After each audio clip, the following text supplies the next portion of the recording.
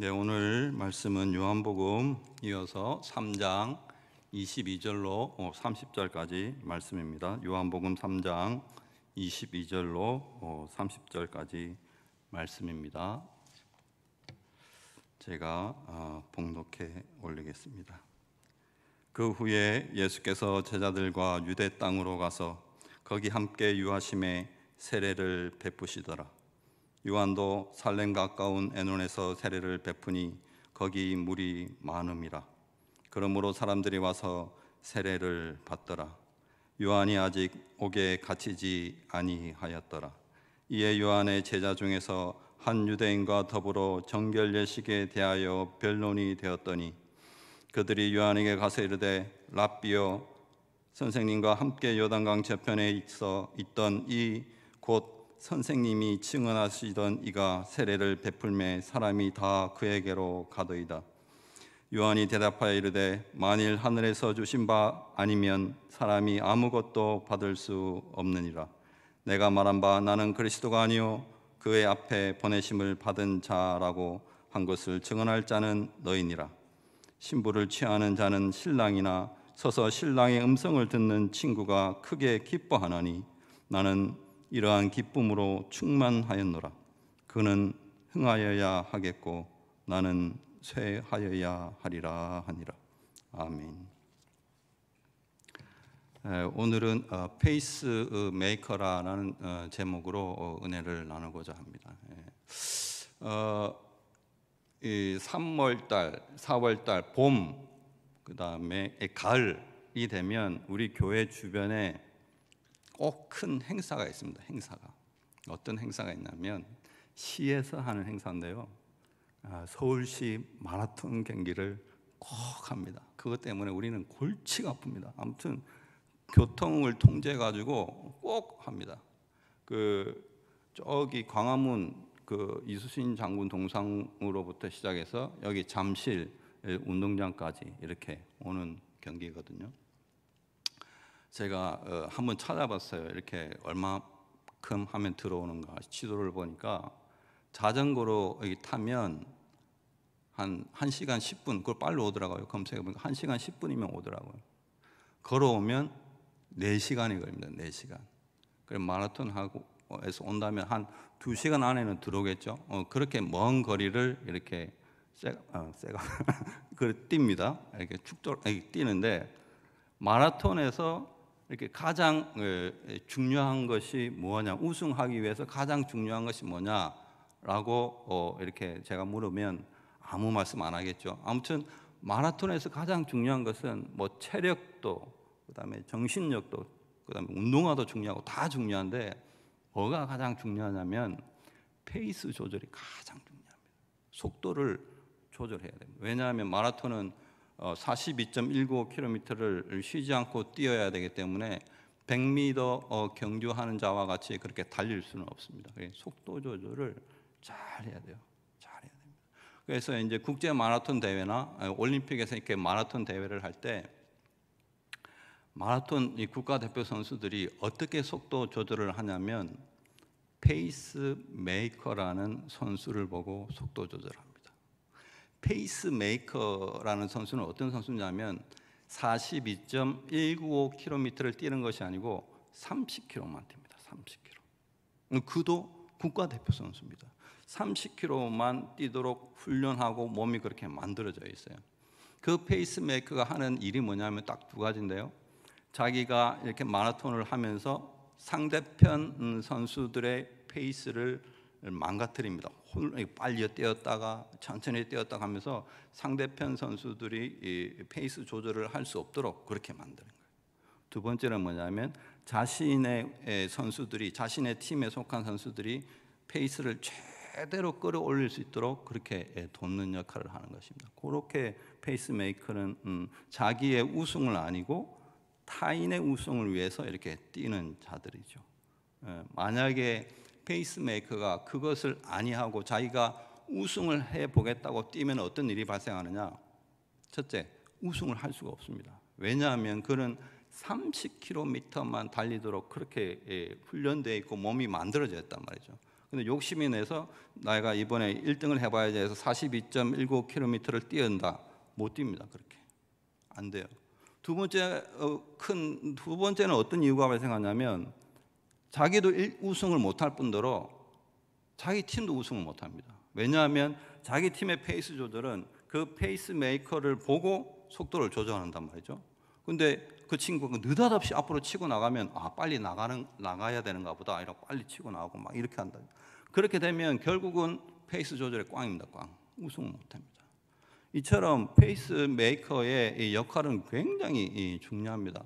중요하지만 또한 어떻게 보면 안타까운 선수죠. 왜냐하면 다른 모든 사람들은 1등, 금메달, 자기의 영광을 위해서 뛰는데 그 친구는 그것이 아니에요. 다른 사람이 1등 하도록 돕는 그런 친구입니다. 그런 친구. 그래서 우리나라에는 이런 페이스메이커를 주제로 영화도 나오고요. 그랬어요. 혹시 그 마라톤 선수 중에 기억이 남는 선수가 있습니까? 우리나라 마라톤 선수라면? 네? 황영조. 송기정도 있고 황영조도 있고 뭐 이봉주도 있는데 그 중에 황영조를 집사님이 꼽았단 말이죠. 해안이 있어요. 제가 황영조 이야기를 하려고 합니다. 황영조가 1992년 바르셀로나 올림픽에서 마라톤 우승을 했습니다. 금메달 땄거든요. 근데 그거 아십니까? 그 사람이 원래 페이스메이커였다. 30km만 뛰도록 다른 사람이 우승하도록 돕는 페이스메이커였다. 그런데 선수가 감독의 눈에 들어서 저 친구는 끝까지 42.19로 달려도 우승하겠다라고 이렇게 눈에 들었어요. 그래서 무단히 노력을 해서 원래 페이스메이커는 절대로 못 뛰는데 자기의 한계의 벽을 뛰어넘어서 우승을 했단 말이죠. 이와 같이 우리는 자신이 인생에 있어서 1등을 해야 되고 자신의 영광을 차지하기 위해서 무단히 노력을 합니다. 바른 거죠. 그렇죠. 우리도 그 선상에 서 있습니다. 그러나 오늘 우리가 본문에서 읽었던 내용에 나오는 세례 요한은 이와 같은 생각을 아니하고 다른 생각을 합니다. 우리와 같은 생각을 아니하고 다른 생각을 합니다. 이 세례 요한은 평생을 페이스메이커로 살아온 인생입니다. 자기가 한 번도 자기의 인생에 있어서 자기를 인생의 주인으로 생각해 본 적이 없는 친구였습니다. 이 세례 요한이. 그런데 왜 세례 요한은 평생에 그러한 위치를 고수했을까? 황영조 선수처럼 이렇게 해서 한 1등을 해보려고 노력을 안 하고 왜 평생에 그 페이스메이커라는 위치에 살려고 고수를 했는가? 그것을 오늘 우리가 알아보고자 합니다. 그래서 우리의 신자의 삶이 어떠한 방향으로 가야 되는가를 오늘 함께 나누도록 하겠습니다. 우선 보면 오늘 이야기 속에 들어가 보면 한 사건이 나옵니다. 어떤 사건이냐면 세례 사건이 나옵니다. 세례 사건. 예수님의 세례와 요한의 세례가 공교롭게도 거의 비슷한 장소에서 일어나고 있는 거예요. 거의 비슷한 장소에서. 그래서 어떤 일이 벌어지냐면 사람들이 예수님의 세례 쪽으로 막 몰려갑니다. 몰려가요. 뿐만 아니라 요한의 제자들도 요한을 등지고 세례 요한 쪽으로 예수님 쪽으로 가버린단 말이죠. 그만큼 사람들이 이제 막 몰려요. 그래서 남은 제자, 세례 요한의 남은 제자들이 이제 난리가 났습니다. 문제가 생긴 거예요. 왜냐하면 이러다가 우리의 어떤 모임이 파해지겠다. 무슨 대책이 있어야 되겠다. 아니 세례 회개를 외치는 세례는 원래 세례 요한 우리가 먼저 했던 것이 아닌가. 그렇죠? 예수님도 세례 요한한테 세례를 받았는데 우리가 세례의 원조인데 우리가 먼저 했는데 예수님 해도 너무 맛이 바로 우리 옆에서 그러하면 어떻게 하잔 말인가.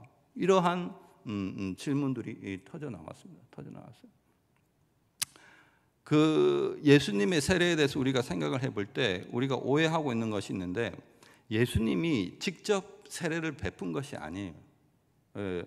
요한복음 4장 1절 2절에 보면 이렇게 돼 있어요. 이렇게 돼 있는데, 예수께서 제자를 삼고 세례를 베푸시는 것이 요한보다 많다 하는 말을 바리새인들이 들은 줄을 주께서 아신지라. 그 다음 2절, 예수께서 친히 세례를 베푸신 것이 아니요 제자들이 베푼 것이라, 이렇게 말하고 있습니다.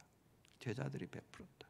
어찌됐든 간에, 제자들이 베풀었든 간에 어찌됐든 간에 사람들이 이 예수께로 이렇게 몰려가기 시작하는 것입니다. 지금으로 말하면 그 요한의 제자들이 이제 붕괴 위기가 온 거죠, 자기들. 왜냐하면 자기네들은 먹지도 못하고 자지도 못하고 광야에서 그렇게 고생을 하다가 이제 세례로 인하여서 사람들이 몰려오고 세력을 형성하려고 하는데, 갑자기 느닷없이 예수님이 나타나서 사람들을 쫙 갖고 몰고 가버리니까 자신들은 이제 현타가 온 겁니다. 이제 요즘 애들 말로 멘붕이 온 겁니다. 어떻게 할지 모릅니다. 거기에서 또 사람들은 이렇게 물어봅니다. 야, 예수님의 세례가 진짜냐? 요한 너 선생님의 세례가 진짜냐? 뭐 어디로 가야 되냐? 이렇게 물어보기 시작합니다. 그래서 어떠한 답을 해야 돼요. 어떤 답을 해야 되는데 세례 요한은 입을 닫고 있어요. 그래서 이제 이런 혼돈 가운데 있는 거예요. 이런 혼돈 가운데 지금 사건의 분위기가 그렇습니다. 그런데 가만히 생각해 보면 이러한 일들, 지금 요한의 제자들한테 일어났던 이러한 일들이 우리의 삶 속에서도 일어난다는 거예요. 무슨 말을 하고자 하냐면, 분명히 우리가 먼저 회사 생활을 하거나 이렇게 하다면 우리가 먼저 시작을 했고, 우리가 먼저 열심을 했고, 내가 먼저 아이디어를 내고 내가 먼저 열심을 했는데, 정작 상을 타는 사람은 다른 사람이더라. 옆에 사람이 승진하고, 정작 우리가 원조인데 다른 옆에 집이 대박나고 나는 쪽박나고, 뭐 이러한 것들이 막 일어난다는 거죠. 실질적으로. 이렇게 될 때 우리는 무엇을 가장 먼저 점검해, 왜 이런 일이 발생하는가를 점검을 해야 됩니다. 뭘 점검하냐면, 첫째, 우리가 지금 하고자 하는 일에 대한 목표가 바르게 설정이 되었는가? 바르게 설정되는다. 목표 설정이 왜 중요하냐면, 목표 설정은 방향입니다. 방향이 틀려버리면 아무리 빨리 가도 다시 되돌아와야 돼요. 방향이 너무나 중요한 겁니다. 그러면서 이런 일이 닥치면 제일 먼저 생각해야 될 것이, 내가 지금 방향을 똑바로 가고 있는가를 점검을 해봐야 되는 것입니다. 구약의 이스라엘 백성들은 출애굽을 해서 그들이 가야 될 방향이 명확했습니다. 어디입니까? 가나안입니다. 가나안이 그들의 삶의 목표고 방향이었어요. 그러나 그들은 가장 많이 했던 말이에요. 어떤 말이냐면, 애굽으로 돌아가자.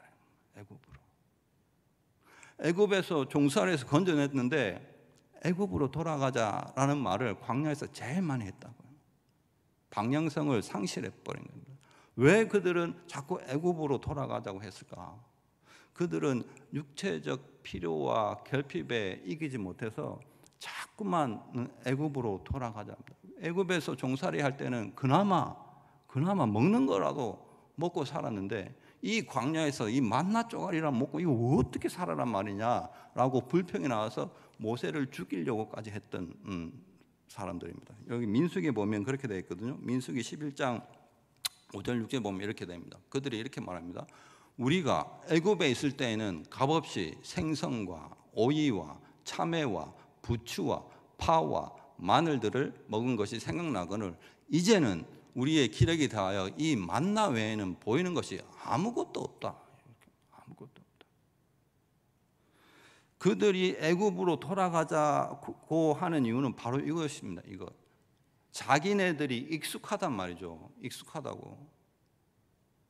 힘과 권력의 지배를 받고 거기에 맞춰서 먹고 사는 것이 익숙하다고요. 그래서 자꾸 돌아가자는 겁니다. 왜? 만나 만나를 먹는다는 것은 하나님의 말씀으로 살아간다는 것이 익숙치 않다는 거예요. 익숙치 않다. 그러니까 자꾸만 익숙한 대로 돌아가려고 하는 거예요. 이것이 그때의 구약의 이스라엘 백성들만 해당되는 것이 아니고 우리한테 말하는 겁니다. 우리한테. 우리도 계속 돌아가려고 합니다. 계속. 먹고 마시고 이런 문제에 있어서 계속 세상적인 방식의 고개를 갸우뚱하면서 자꾸 돌아가려고 합니다. 돌아가려고. 주일날 대보면요, 제가 중고등부를 하고 있잖아요. 우리 교회의 일뿐만 아니고 이게 그 전체적으로 다음 세대들이 어떤 문제를 갖고 있냐면, 주일날 되면 요즘 애들은 믿지 않는 애들은 학원에 갑니다. 학원에 가서 자기네들이 실력을 쌓아요. 실력을 쌓는다고요. 귀한 시간은 그냥 안 보낸다. 그런데 우리 애들은 와서 1시간 동안 하나님 앞에 예배를 드린다고요. 엄청나게 옳고 바른 거예요. 바른 겁니다, 이것이. 그런데 점점 부모들 생각에는 어떤 생각이 들으냐? 손해 보는 것 같아요. 손해 보는 거.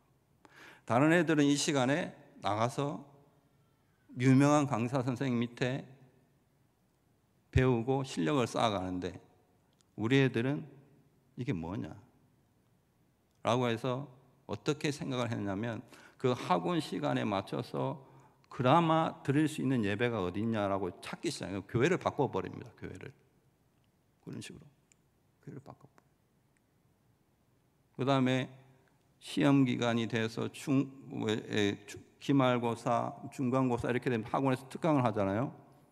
그러면 안 나와버립니다. 선택을 하는 거죠. 부모들이 가서 공부해. 예배는 언제든지 들을 수 있는 거야. 이렇게 말해버리는 거예요. 언제든지 들을 수 있는 거야. 너 시간이 있을 때 온라인으로 예배 봐. 이렇게 말합니다. 이것이 우리의 현실입니다. 현실. 자꾸만 옛 습성, 먹고 사는 방식에 있어서 세상 방식으로 자꾸 고개를 돌리는 게 손해보는 것 같다고. 하나님 앞에 예배 드리는 것이 언제부터 손해라고 느껴졌고 하나님 앞에 예배 드리는 것이 왜 걸림돌이 됐는가? 뼈저리게 생각을 해봐야 돼요. 이거 우리의 현실, 우리 아이들이 처해 있는 현실에. 우리 부모님들은 어떤 줄 아십니까? 우리 부모님들은 요즘은 거의 다 맞벌이 합니다. 맞벌이를 하면서 그 회사에서 인정을 받으려고 살아남으려고 무진장 노력합니다. 오만 짓을 다 합니다. 저도 20년 동안 해봐서 알지만 너무나도 성도님들이 이 밖에서 이렇게 그 직장에서 이렇게 살아남으려고 발버둥 치는 게 얼마나 힘든 일인지 알아요. 말도 못합니다. 그때 우리가 갖고 있는 신앙이 자랑이 되는가 아니면 걸림돌이 되는가, 이것이 항상 부딪힌다고요. 직장 생활을 하다 보면 회사에서 이렇게 회식을 하는데 이제 대표님이 한 번씩 참석하는 회식은 반드시 참석을 해야 돼요. 그리고 음주 가무가 따른단 말이죠. 음주 가무가. 그래서 직장 상사가 술잔을 건넵니다. 그러면 신앙 있는 사람은 제가 집사입니다. 제가 장로입니다. 제가 권사입니다. 이렇게 말하면 직장 상사가 아이고 그렇습니까? 제가 몰라봤네요. 장로님, 아이고 집사님 이럴 줄 아십니까? 택도 없습니다. 집사 뭐? 이랍니다. 장로 뭐? 누가 돈 줘? 바로 쏘아붙입니다. 바로 쏘아붙여요. 세상은 먹고 사는 걸로 막 흔들어댑니다. 막 흔들어대요. 그런 현실 속에 우리 성도님이 취해 있다는 거예요. 뿐만 아니라 우리 자녀들까지 먹고 사는 문제로 흔들어댑니다. 그러니까 예배 드리는 것이 손해라고 생각을 하는 거죠. 제가 말씀드리고 싶은 것은 먹고 사는 문제가 중요하지 않다고 하는 거예요. 먹고 사는 문제 너무나 중요합니다. 너무나 중요해요. 그러나 그것이 예수님 밖에 있을 때, 예수하고 상관이 없을 때 아무런 의미가 없어져 버리는 겁니다. 아무런 의미가. 1등을 해서 서울대에 가서 힘과 권력을 얻었다. 어쩌자고요, 그래서. 어쩌자고요? 통장에 잔고가 얼만큼 있다. 어쩌자고요? 그래서 어떻게 하자고? 나무 가지가 나무에서 떨어져 버리면 그 나무 가지가 아무리 금치를 했든 뭘 했든 그거는 썩어 없어져 버린 겁니다. 아무런 의미를 갖고 있지 않는 거예요. 아무런 의미가. 지금 그것을 대해서 이제 요한이 이렇게 말합니다. 어떻게 말을 하냐면 27절에 보면 이렇게 말합니다. 요한이 대답하여 이르되 만일 하늘에서 주신 바가 아니면 사람이 아무것도 받을 수 없느니라. 무슨 말을 하냐면 요한의 세례나 예수님이 지금 하는 세례나 하나님이 함께 하지 않으면 아무런 의미가 없다. 그 숫자 모인 거 아무런 의미가 없다. 무리다, 무리. 그들은 스스로 뿌리를 내리지 못한다. 하나님이 함께 하지 않으면. 불면 날아가 버리는 그러한 무리에 불과하다. 그렇게 말하고 있어요.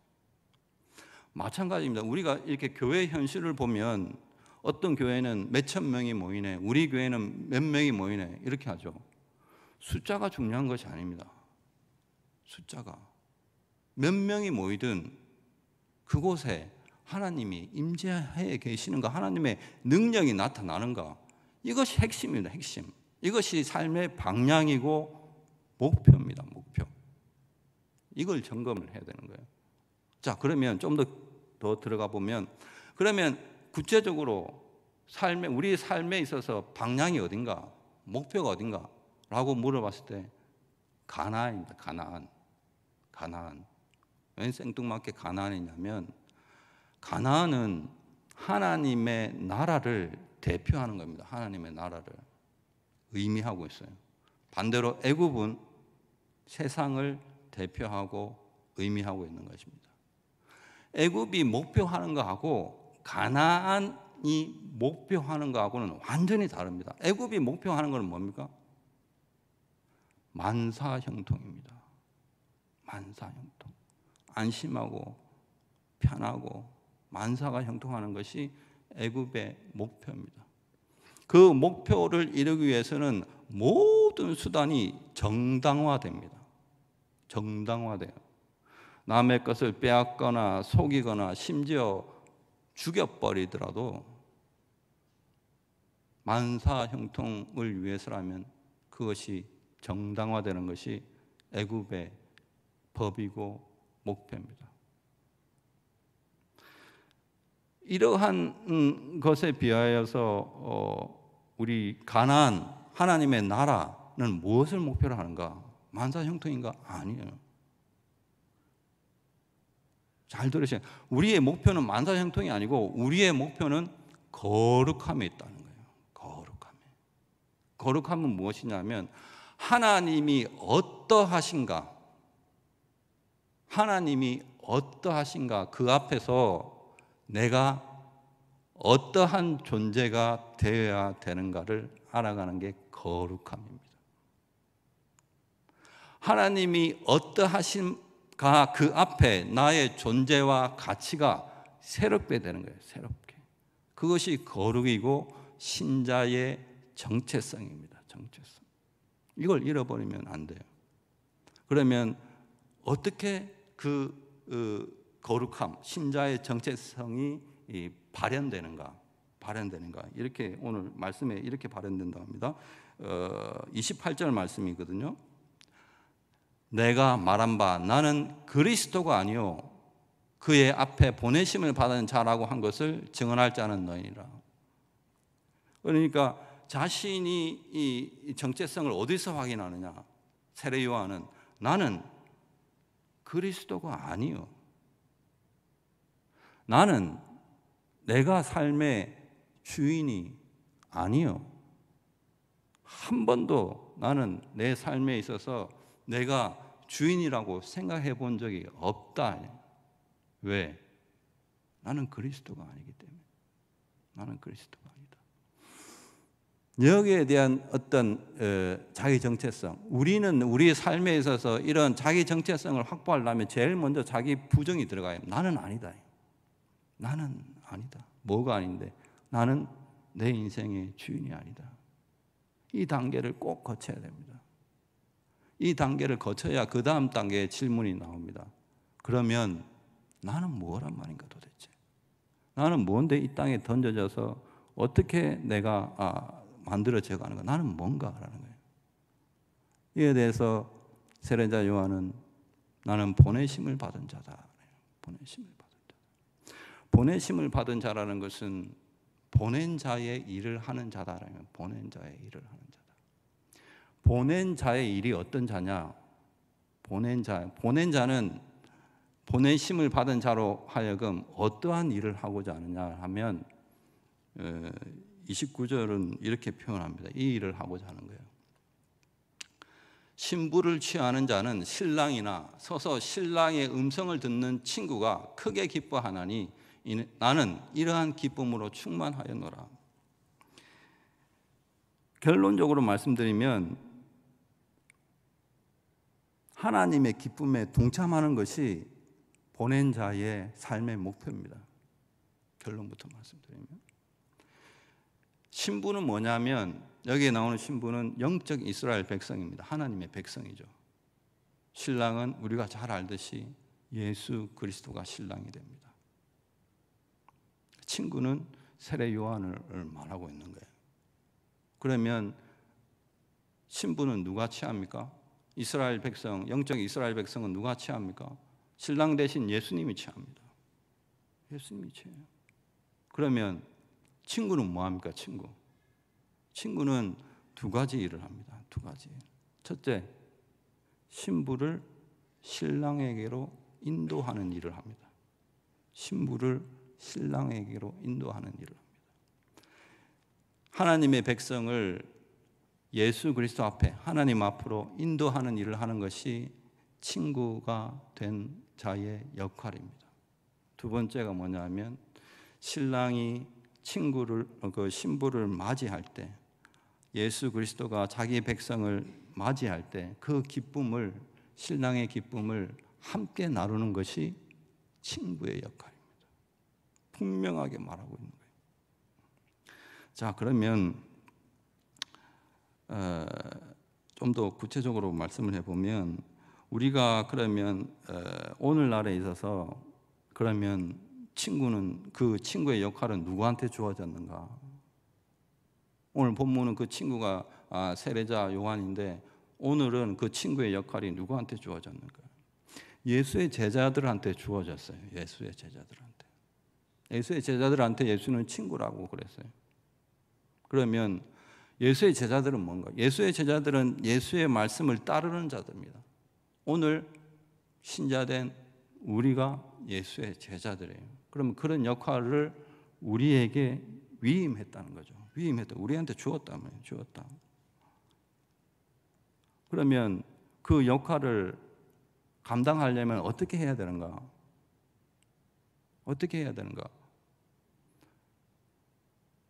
예수님의 페이스메이커가 되어야 되는 거예요. 오늘날의 역할은 예수님의 페이스메이커가 돼요. 그것을 오늘 본문 마지막 절은 30절은 이렇게 말을 하고 있습니다. 너무나 중요한 말씀이기 때문에 같이 한번 읽어보겠습니다. 시작. 그는 흥하여야 하겠고 나는 쇠하여야 하리라. 다시 한번 하겠습니다. 그는 흥하여야 하겠고 나는 쇠하여야 하리라. 세례 요한의 인생 거의 마지막에 남긴 황금과 같은 유언적인 말입니다. 그는 흥하여야 하겠고 나는 쇠하여야 하리라. 이거를 우리 모두가 받아야 됩니다. 이것이 무엇이냐면 요한은 자기 인생에 있어서 예수님이 반드시 1등으로 들어와야 되겠고 예수님이 모든 영광을 다 취하여야 되겠으며 모든 사람이 그 영광의 기쁨으로 참여해야겠다. 이것이 세례 요한의 인생 목표였습니다. 보내심을 받은 자의 역할이었습니다. 우리 목표도 그와 다르지 않습니다. 똑같습니다. 똑같아요. 그러면 구체적으로 오늘날 우리가 살아가면서 그 역할을 감당하려면 무엇을 알아야 되는가? 어떻게 해야 되는가? 두 가지입니다. 너무 중요한 말씀이에요. 첫 번째는 뭐냐면 지는 법을 배워야 돼요. 지는 법을. 세상이 가르쳐주지 않냐는 법입니다. 지는 법을 가르쳐야 돼요. 예수님을 위한 페이스메이커로 살려고 하는 자는 어떤 삶을 사느냐 하면 자기의 인생이 등수와 관계없다는 것을 아는 자예요.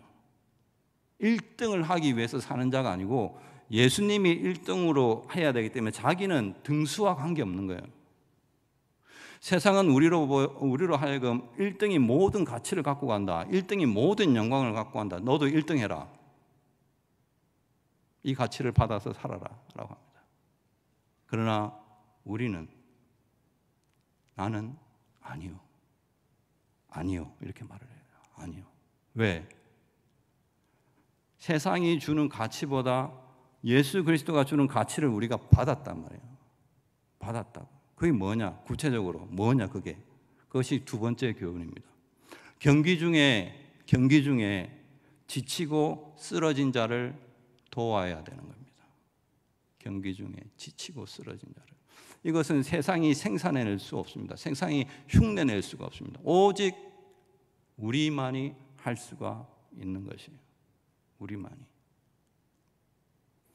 경기 중에 인생을 살다가 지치고 힘들어 넘어진 자를 보면 제발 못 본 척하고 지나가지 마요. 남들은 그걸 못 본 척하고 지나갑니다. 왜? 자기가 달리기 바쁘기 때문에. 그런데 우리는 등수와 관계없는 경기를 하기 때문에 못 본 척하고 지나가면 안 돼요. 이렇게 세워줘야죠. 하다못해 소리라도 질러야 됩니다. 여기 사람이 쓰러졌다고 도와달라고.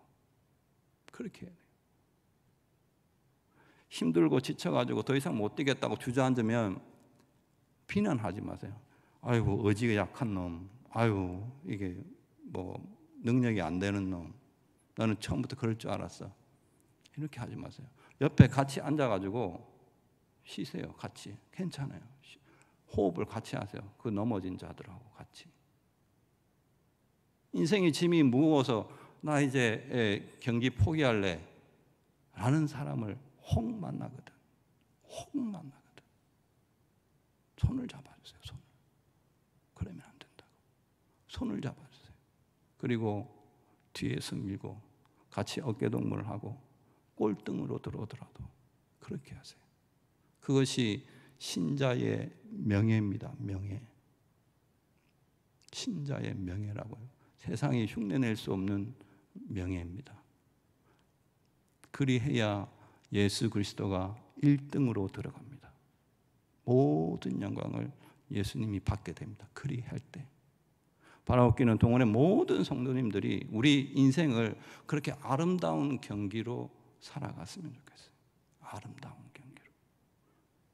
나는 예수 그리스도의 페이스메이커다. 자진해서 그러한 삶을 살아가길 원합니다. 그리고 예수님은 지금도 그러한 사람을 찾고 또 찾고 찾으면 뭐라고 말을 하는가? 너는 나의 친구다. 친구다. 동원의 모든 성도님들이 그러한 아름다운 경기로 하나님 앞에 영광을 돌리기를 간절히 소원합니다. 기도하시겠습니다.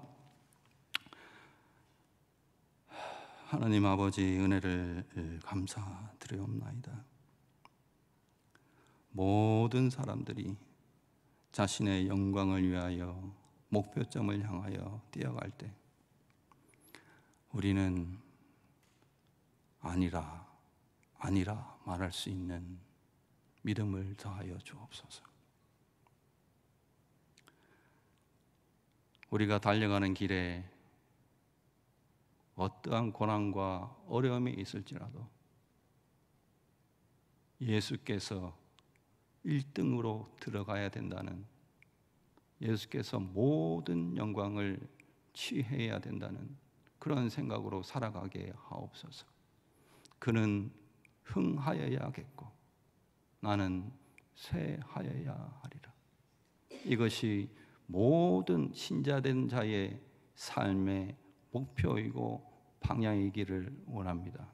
우리 동원의 모든 성도들이 이러한 마음을 가지고 하나님이 허락하는 이 아름다운 인생을 참으로 신자답게 살아갈 수 있도록 믿음 더하여 주옵소서. 예수님의 이름으로 기도드립니다. 아멘.